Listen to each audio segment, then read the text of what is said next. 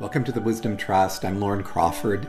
This podcast is for gay men over 50 who sense there's more to this stage of life than we've been taught. More connection, meaning, honesty, and possibility.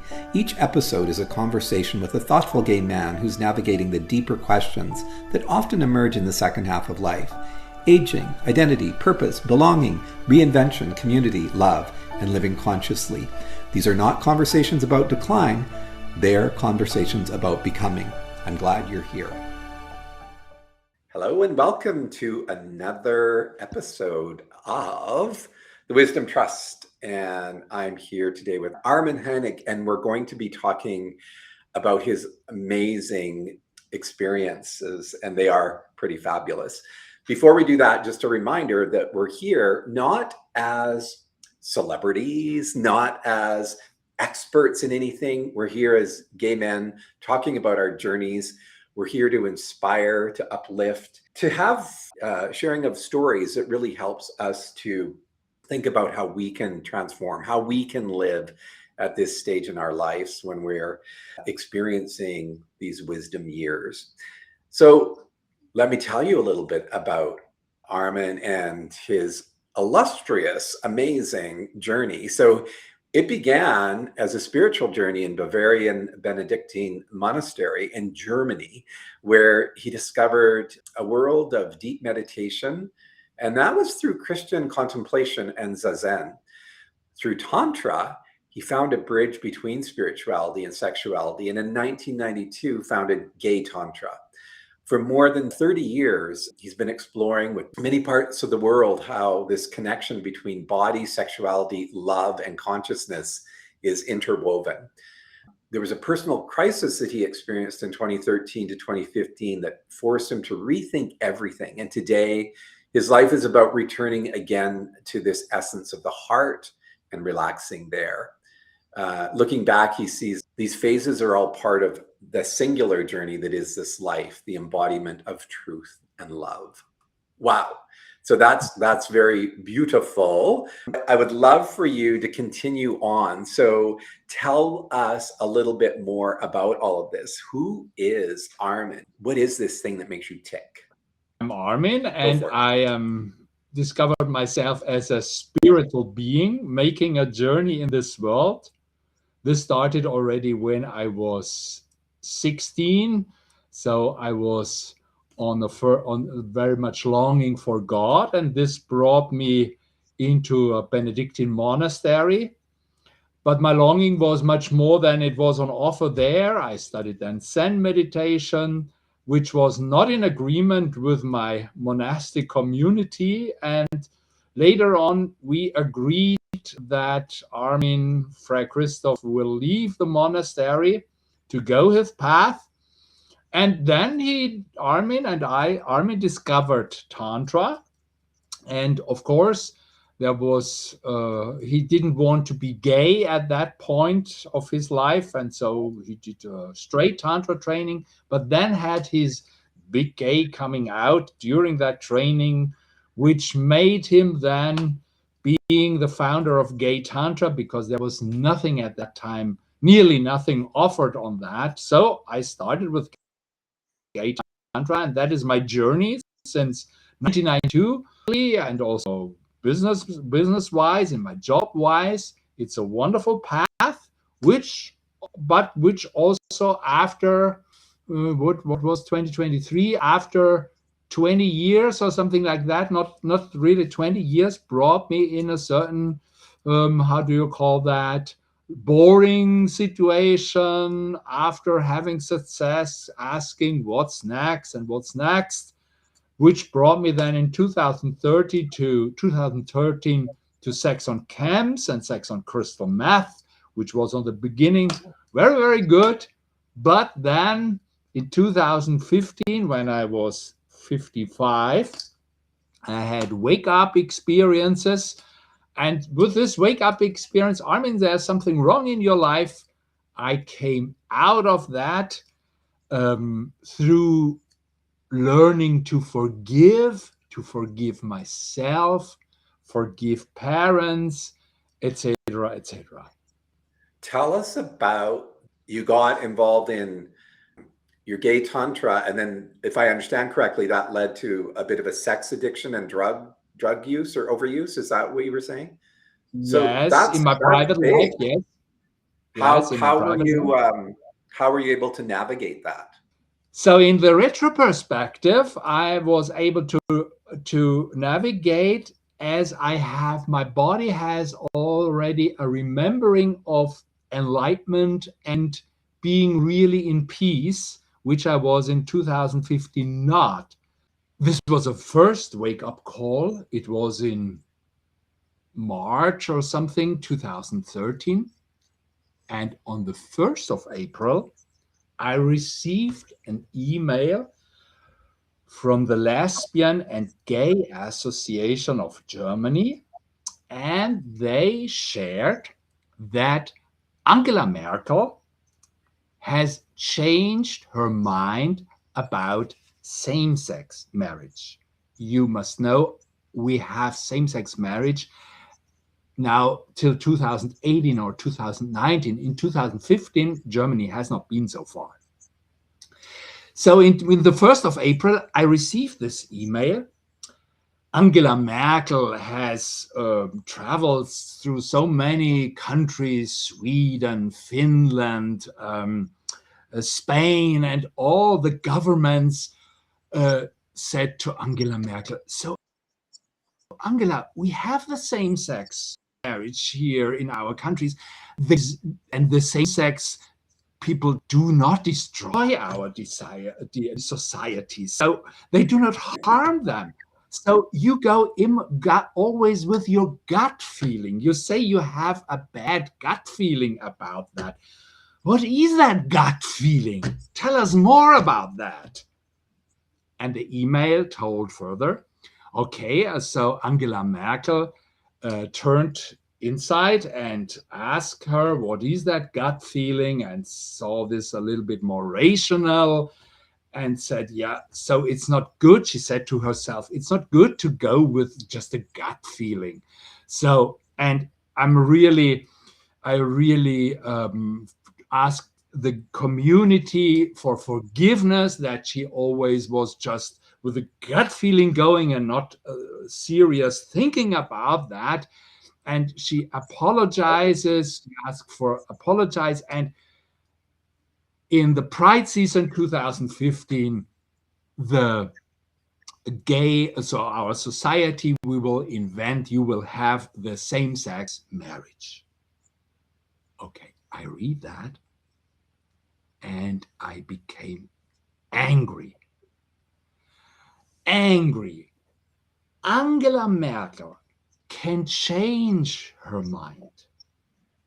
But my spiritual teachers, the Zen teachers, not. Which are always talking about transformation and changing yourself.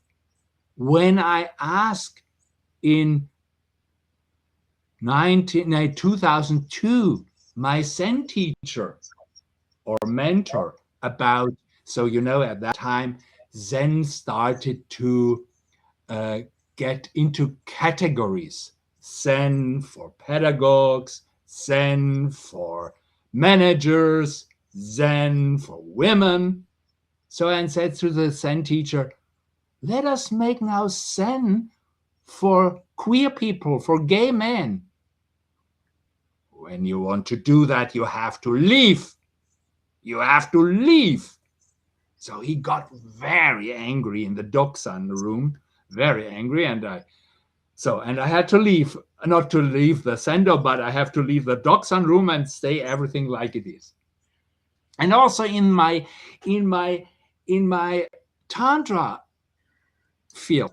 So congratulations, Armen. Here you have the document. You are now certified teacher, but don't tell your Tantra like my Tantra is named, my reputation. Every other straight person could call that Tantra, what's offering, like the teacher's Tantra. I have been the only one not allowing to tell my Tantra like her Tantra. And this anger came up with this April Fool. Angela Merkel can change, but they not. And on the 2nd of April, I discovered that this has just been an April Fool's joke. And I really, whoa. I mean, when just an April Fool's joke can drive you so mad, so angry, so crazy, there must something be wrong with yourself, not with the outside, with yourself. So if I understand correctly, a public notice went out and you later found out that this was an April Fool's. Yes. And so this led into this pivot we're going to talk about. Is that correct? Yes, exactly, Yes, exactly. okay. So that this is the moment where there was a change in my whole system, a change. Okay. Something is wrong with yourself. You project your anger and rage on your teachers. You have anger and grief and suffering in yourself stored. It has nothing, they just mirror what is in me. And so take responsibility, Armin, for your life and not projecting things to the outside which are in your inside. That's a super powerful message. Take responsibility for your life. And how many of us don't do that? You know, like we'll blame the government, we'll blame our partners, we'll blame our boss, you know, and sometimes like it takes what you had a catalyst there to kind of make you go like, uh-oh. Wow. Yeah. So where did that take you? So you had this sort of awakening of not taking responsibility. So then what happened? What happened from there? What I showed up for a deep psychotherapeutic process, and really I did several times psychotherapeutic processes where I really dig deep. You can also say primal therapy, about father, about mother, and all my life I have created since 1992. It was my own creation, the Gay Tantra, which brought me to that point. So what is wrong with me? And in this process, I learned to forgive my father, my mother, how they have treated me. I heard from my little 3-year-old in a journey from my father that he was beaten by my grandfather, that the grandfather was in the First World War giving the traumatic experience to my father, and my father was in the Second World War and he passed on to me. So and he never wanted that. So he did beat me, and when he has done that he was sad about that he did that. So you were able to go through psychotherapy and heal some of these ancient wounds. Exactly. What did doing that work free you from? So I didn't choose that, but it came very natural that I came back to my family of origins, which I had contacted maybe 10 to 20 years, not because there was not an occasion for that, no birthday, no funeral, nothing like that. So there was no contact. But when I went home to my hometown and visited the cemetery where my father and mother are, so it's natural also going to my aunt, drink a coffee with her, and to cousins, to be with them. There has been never something bad in between us, but just no contact. And so it started again to get contact, that we have contact with each other, that we see each other 2 times a year, having a good time, etc., which can also be with non-gay people and no spiritual people. So it's all good, but it came very natural. So my reintegration into society came very natural in this way. And also and also a lot of more, again, fire for my vocation as a Gay Tantra teacher, my work. You did that healing and it reconnected with family. And then, so that took you to this fire that you now brought back to the Gay Tantra. So what did that look like? How did that shift everything? So it shifted that my work was again very flourishing, that I also take in now much more energetic exercises to act out, also in my act out anger, rage, frustration, etc. Because, you know, this is not me, this is not me, my true self, this is just something stored. So this changed a lot. And of course, there was the forgiveness story went further on.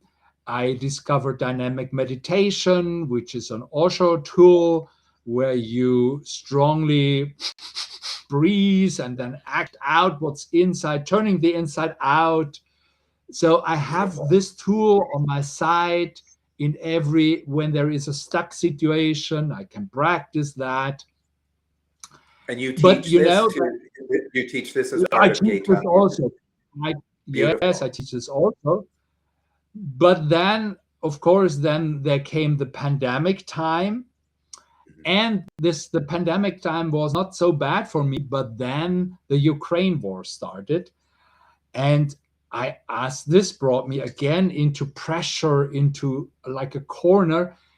And, you know, I started Gay Tantra in 1992 to bring healing, to bring peace, to bring connectedness to this planet. So I had good intentions. How can I end up with good intentions now in such a war? What is my little tiny responsibility that in this situation, A Course in Miracles met me, which is a non-dual teaching, helps your mind going from thoughts of fear, of making yourself small, bringing projection to the others, turning that and transforming your mind system, your ego mind thinking system into a love. Love is the priority, going to a state of love, going to thinking in a loving way about what is happening. And this helps me now continuously. This also flows again in my Gay Tantra. So it has also now the subtitle, Gay Tantra in the Spirit of Love. Of course, I want to spread love with Gay Tantra. Oh, I love that. I love that. Yeah. So, yes. Find the Wisdom Trust on Skool, skool.com/the-wisdom-trust/about. Website is wisdomtrust50.com. Find us on Substack, thewisdomtrust.substack.com. And if you're not watching this on YouTube, youtube.com/@thewisdomtrust50. See you on those platforms. Oftentimes, when we hear Tantra in the West, it is associated with different sexual practices, you know, how to elevate, you know, connection with your partner using the breath and energy. And I think that's all beautiful, but it can also get really reductive and get really focused on sex, right? And so when you're saying bringing this loving kind of vibe that you experience through the Course in Miracles into that work, that warms my heart, because I'm a tantric as well.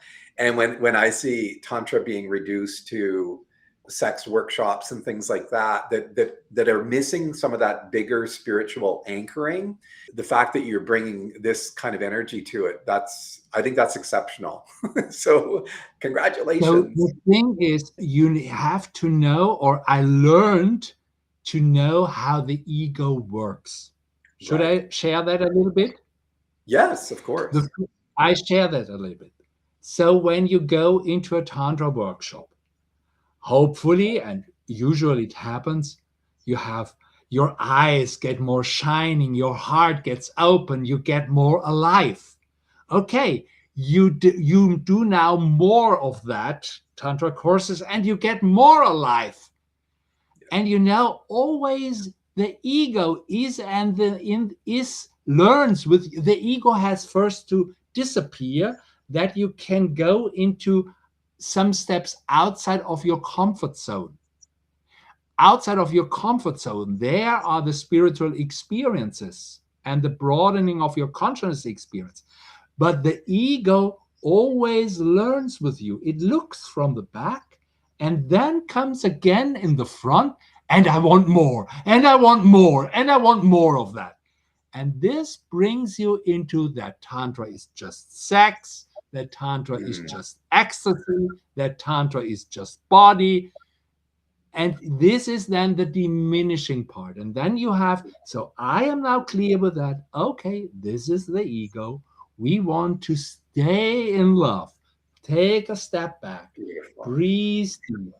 And how can we now connect again? Yeah, it's beautiful. And it's not that I don't want anyone listening or watching this to think that Loren's anti-sex. I'm not. Sex is a beautiful thing. It's a creative force. That energy is your ultimate spiritual energy. It's transmuted into your higher essence of who you are. But how you just described that, I think, was perfect, because we can get really titillated on that sensorial level, and then we want more of that, as opposed to what is that going to open up to? It's kind of like when I teach yoga, I say the asana, the physical yoga, is the first step on the ladder. But there's a lot of other steps that are way more powerful than the physical poses, right? And similarly in Tantra, it's all about energy. And the sexual component of that is a big and important component of that, but it's not the only component of it. So in my spirit, it can also be in meditation, that you are sitting in silence, have some Kundalini experience or some opening up, you get light, and then it's always the ego has first to step back and makes the path open, the space open, but then it comes back and grabs it and sits on it. This is called the spiritual ego. And it's Right. and I'm very happy that I learned about the spiritual ego. I practice to be very aware about my ego. And my spiritual path today is much more now observing the ego, that this does not interfere and gets into the way, that I really stay without intentions, open. So, and to watch that the ego is not stepping on the stage. That's amazing. And that transitions right into this next category of leveling up. So you just answered that question. And I'm in a very similar place that you're just describing, right? Like recognizing ultimately it's just observing and connecting and disconnecting from that small I, that I that is the thinking, the I that is the body. Yeah. And there are a number of different techniques to explore that. But when we can understand that all this thinking stuff and this wanting and aversion, that's all the egoic part of ourselves. Yeah. And when we can sort of understand and see the bigger essence, that's when leveling up is really happening, right? Yes, and then let the spirit guide you. Let the spirit guide you, really. Again, I am like starting in the monastery. I surrender all my life to the divine. Mm-hmm. So this is where the Course in Miracles brings me at least again back to my roots, that I already with 24 years, I surrendered to the, so I did the solemn vow in the monastery as a Benedictine monk, and they are still valid for me. So not in the Benedictine frame, but from my life attitude and how I approach to life. God, take my hands, take my feet, take my cock, take my brain, and do with that. It's not me, so that not me is doing. Yes. Nice. It's beautiful. And if people are listening to this and maybe they're not, sort of tuned in on these levels. Like when we talk about some of these concepts, each religion or each system has their own way of framing it and talking about it. And I think if we can just suspend the idea that my way is the right way, like my religion's the right religion. What are you talking about, this Tantra stuff? Like it's, in the end, it all comes from source, right? We're all just products of something bigger. And yes, maybe this path suits me for now. And I know for me, my path is changing at this stage in my life. Like my meditation system was all about yoga and Tantra for years, mantra systems and all that. It's not that anymore, right? Yeah. And so we don't need to be locked into any one way. Yes. Because we're constantly evolving, right? Yes. As having these spiritual beings having these human experiences. Yes, exactly. I would say it like that. Yes. Yeah. Where are you at right now with all of this? And like, I know there's been some big news recently. So tell us a little bit about that. So, I serve the community, or my task is to serve, not to be the governor, to or the serve. Guru. Yeah. Yes. So, and also when I'm in front of a class, I'm serving. It's not about that I receive something from the class, I serve the class. And I ask always the Spirit to help me to be here in love with the participants, etc., etc. And, this is, I have wonderful, so it's not boring. Nothing is boring. And yes, and so 2 months ago, a project from Montenegro came to me. I didn't know them from before. And they asked me, do you have, Armin, a time free in October for a retreat? Can you make a retreat, a 7-day from the 8th to the 15th of October? I think the dates are right. 8th to the 15th of October. Yes, and we started to do a contract and to set up a website. And it came more and more out that this is a platform, Man for Man Tantra. And they consider themselves as a retreat platform for gay men or for men. Like there are yoga retreat platforms with different teachers. And so I'm also one Tantra teacher among others. And this is really wonderful. So, of course, I have founded that, but I'm not better than others or something like that. Really going with all this community on an eye level. So, of course, I bring my experience, but the others have their enthusiasm and blah, blah, blah. We can all co-create something.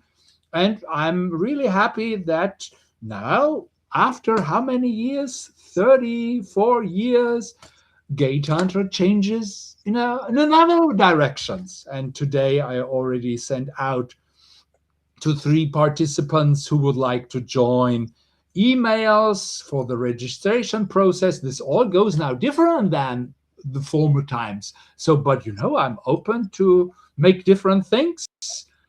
Yes, with different persons or also with the same persons. Yes. Beautiful. I love that. So opportunities continue to abound and find you. Yes, exactly. That to me is a really important thing. Like at this stage, the universe, if we keep ourselves open, there's gifts that are constantly showing up. And sometimes we miss them because we're too narrowly focused, right? So I think it's because our ego is too much still doing. The ego is too much in the old pattern of doing, of pushing, just to lean back and ask, Divine, what is your will? I would like to surrender to you no longer. And this is also the very chance, the big chance of getting older in this physical body, to get in a new state. So we have nothing to prove. We have done our lives already. To a certain time. So, and we did it good. So now new things can happen. And even if we didn't do it good, because sometimes we look back with regrets, we still have so much to do. So tell us, in this new energy that you're living and embodying, how does Armen have fun? How do you show up for yourself? How do you make life light and joyful? So life is light and joyful. I am here in my office, which is a shared office with other tantrikas in Berlin here, another tantric community, which is already existing also for 30 years or something like that. And I'm happy to be here part of them in the office, not in the groups, in the office. So because we can talk about the same things, blah, blah, blah. So this is already wonderful. And another certain important thing, when I feel a little stressed, lean back and breathe. So there is stress, is just pressure, is just the ego wanting to come in. Surrender. Nothing to achieve. Just be here. And of course, there is many creative things to do. Making your Instagram, making your Facebook, making with artificial intelligence. It's all wonderful what's there coming up. And just to take that, learn that. It's not difficult to learn that. Just be open for that. Oh, yes, I'm happy that I overcome all the resistances through the therapeutic processes to embrace also the life in the here and now fully. So love that. And that's this is beautiful. what is here and now, presenting that. It's Instagram, it's TikTok, it's I don't know, whatever. So having that. And of course, classes are nice, traveling is nice. So when you're doing something you love, there's joy in that, right? And that's what I think a lot of us are like, oh, I can't wait to retire and whatever. And I'm like, well, but you got a few decades after 65. For most of us, we're living to 90 and into 90s now. So what are you going to do that's going to light you up and bring you joy? And it doesn't have to be a job, but maybe it is. You know, it could be something that generates revenue. But the point really is, what lights you up? What is your spark? And if you don't know, well, then that's a project to work on, right? So for me, it's lightening up every day to read in A Course of Miracles and to go with the lessons there. This is what's lightening up. Just have no thought. Just have thoughts of love and not of grief or anger or something like that. This is the lesson of today. So, and I read in that and I listen to that, and every hour, maybe when I have the time, it reminds me to look into that and breathe and take this to your heart, and then going to a Tantra class and jump and have sexual things and blah blah blah. Meditation, have meditation. So yes. Well, the thing that I like about that is you're recommending people maybe do something like stepping out of their routine, using an app that gives you different ways of thinking about things, reflecting on things. Like there's so many tools now, especially in this digital age, that it doesn't have to be the doom scrolling, right? Like there's stuff there that's so powerful. What I'd like to start to wrap up with is I'd love for you to share with the viewers, the listeners, some words of wisdom that they can take away. Just allow yourself to breathe, to put your hands on your chest, to close your eyes, breathe, and you get very quick back to peace. I take this is the quickest way to get back to happiness. Totally. Getting connected to your breath, connecting to your heart center. I love that. It's simple and profound. So you shared with me how folks can connect with you. Here's a link to Armen's website. I'm sure if you just go to armenheining.com, you can probably get there as well, not the big long thing. And they're going to see everything there that you're doing, right? Yes. No, they go better to the Gay Tantra EU site. Here on the armenheining.com site, you see me as my appearance to all people. And on Gay Tantra EU, you see my appearance to the man's world. Is there a link to that through this site or? No, yeah, I don't know exactly.